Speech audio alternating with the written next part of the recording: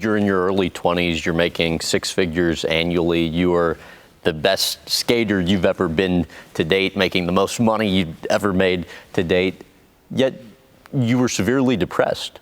In what ways? My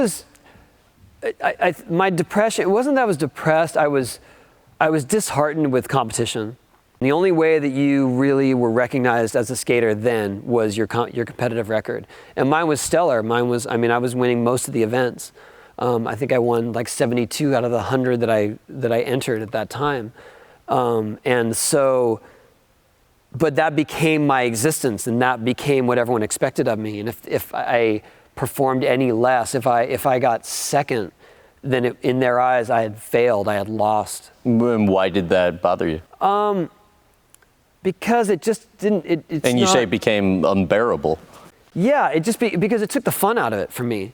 It was more that I was just performing it to everyone else's expectations, and I wasn't really enjoying the process. You know, like my competitors would say, "Hey, look, I'm just hope I get second place," and to me, they just put me on this separate island that I didn't want to be on. I wanted to have camaraderie. I wanted to be with those guys and skate with them and not be put on a pedestal.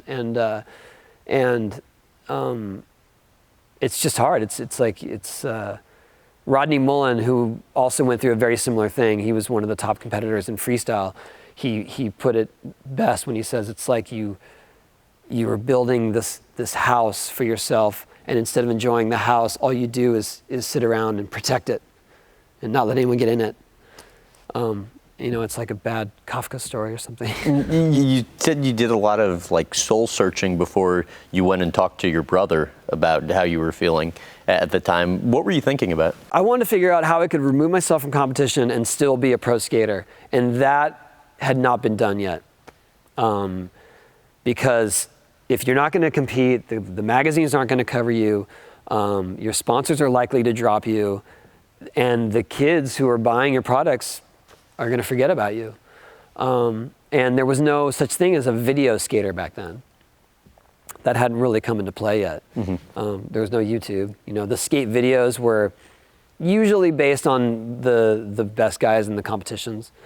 And so I went and talked to Stacy. Who was your boss at the time? Stacy Peralta was my coach, and I actually had my brother come with me as backup, and he approached Stacy and said, "Look, Tony's really having a problem with the competitions. It's kind of wrecking him. It's ruining the fun of skating."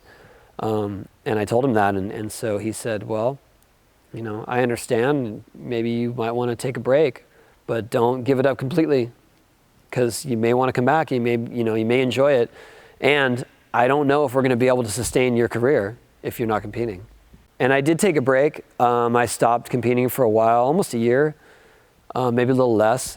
And when I came back to it, I came back with sort of a fresh perspective that I don't really care how it lays out. I'm going to go and do my best, and I'm going to take chances that I maybe hadn't taken before. And if that puts me in last place, then so be it. But if I succeed, I'm going to be on this whole other level of skating. Mm-hmm. And that's what happened. And the contest that I won then, I won by a long shot, because I was doing stuff that was experimental and stuff that I wasn't really confident with, but I could pull it through somehow. And if it didn't happen, then I didn't do well at all. And I stopped caring about the end result so much.